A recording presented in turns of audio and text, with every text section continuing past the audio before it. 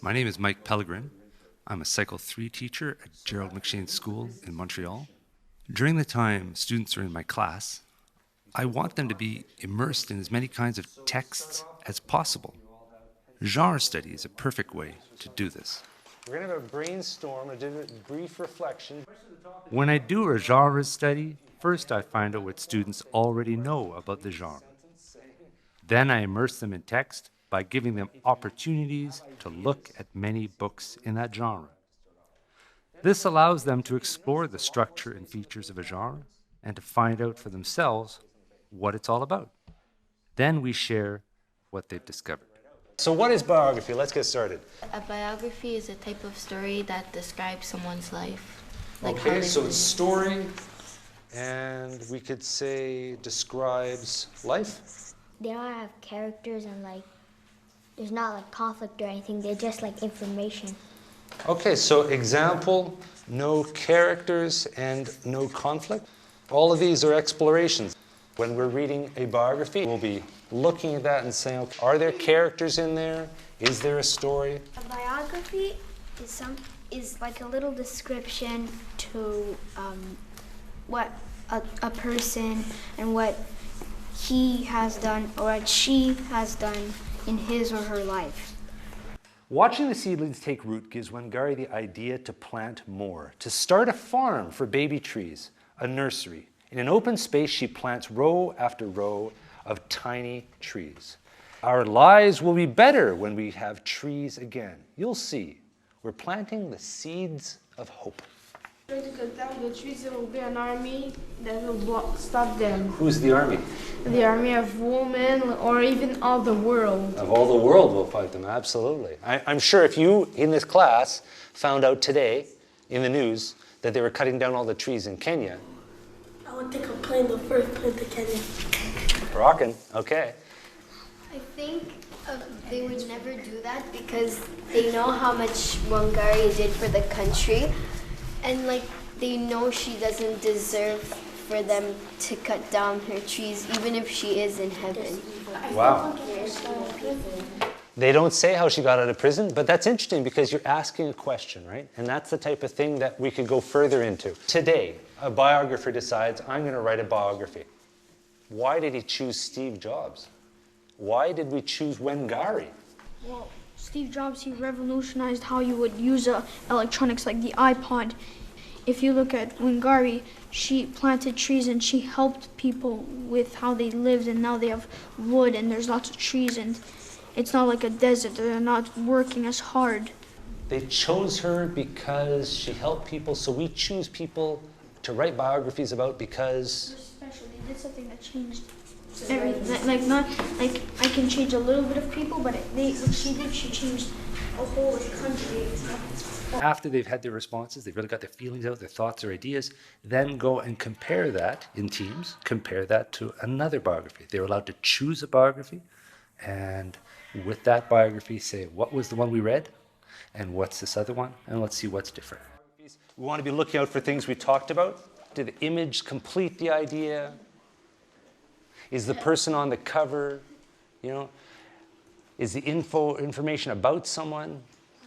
We talked a lot about it. We're not sure if it's true. We spent a lot of time on that. Does it summarize someone's life? Does it have an author's note? If you're guiding students a little, then you can head them in the direction of exploring with intention. If you're just saying, here, explore, they're not necessarily knowing what to look for. Did someone? No, I don't think so. This one's got graphics in it. Ask yourself, are there graphics to convey messages? Look at them and see. This one's got a glossary in the back. Do the images themselves contribute? We feel the darkness. We feel the poverty through this. It contributes. I made sure I had a lot more biographies with great diversity so we could look at the different diversity of readers. If I went and got 8 biographies and said we're going to be 8 teams, you have to choose among them, you can bet that 2 or 3 teams, for sure, are going to be disappointed they got stuck with a book on Mother Teresa, whereas they wanted one on sporting heroes or car drivers. In both biographies, nature in both stories is starting to disappear. Sorry. Nature and what? Nature is starting to disappear. In this story, it's because the trees are getting cut down. And in this story, It's because the chimpanzees are starting to get hunted and killed. I was surprised that students were comparing themes so much. I thought that they would be looking at things at a bit of a simpler level. I found that they really were understanding the message behind the stories and the way this message was coming across.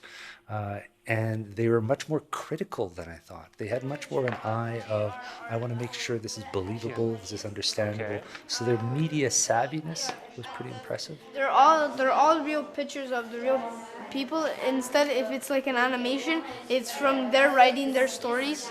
So Talk is an opportunity to get, it's a sounding board, it's an exploration, it opens up the ideas, it gives you a chance to explore an idea and then sometimes get it started, and maybe someone will make a suggestion on your idea that'll allow you to then go further. So it gives you a chance to take a different perspective maybe on your thoughts and play it off someone else to develop your thoughts further. Goes to jail. Only in this place, right? Yeah. But what do you think stands out in your two biographies in common or something separate to that particular one? Alexandra? Well, my book was The Boy Who Beat Picasso. The pictures, they were actually real photos, not just drawings like in Wangari's Trees of Peace, because with the photos, it persuades you to believe that it's a true story. How does a photo persuade you more than a drawing? Because let's say you say the elephant with 20 ears or something, then if you actually have a picture of the elephant with 20 ears, okay, then you're actually gonna believe it. But the ears have to be real. one of the things that I found that you find in all of the biographies was that they were both real stuff and they were both legends. Like for hockey's greatest superstars, they're all legends in hockey, most of them actually. And the writers, the top 10 writers, they're all legends in writing. For example, William Shakespeare or J.K. Rowling, who wrote the Harry Potter stories. This brings us back to Sebastiano's original point that we are special, but these people have done something very special. You said they're not just done something special, you say they're legends. They've done something that makes them legendary. When you read and understand. There's so many possibilities where I could take this because the students have obviously explored different biographies. Maybe one student was very interested in the one they read. Maybe they want to go further and do research on that. However, maybe another student was interested in someone else's biography and that makes them want to know more about that. Or they can end up saying, I want to write my own biography. An activity they're going to be doing is to actually ask themselves, what kind of biography would I like to have about myself? So, I mean, the possibilities are endless. Obviously, we can go into different media. We can use photography. We can be video camera. We can interviewing people. They can really go in all directions. When I do a genre study, first I find out what students already know about the genre. Then I immerse them in text by giving them opportunities to look at many books in that genre. This allows them to explore the structure and features of a genre and to find out for themselves what it's all about.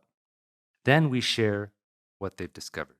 It persuades you to believe that it's a true story. How does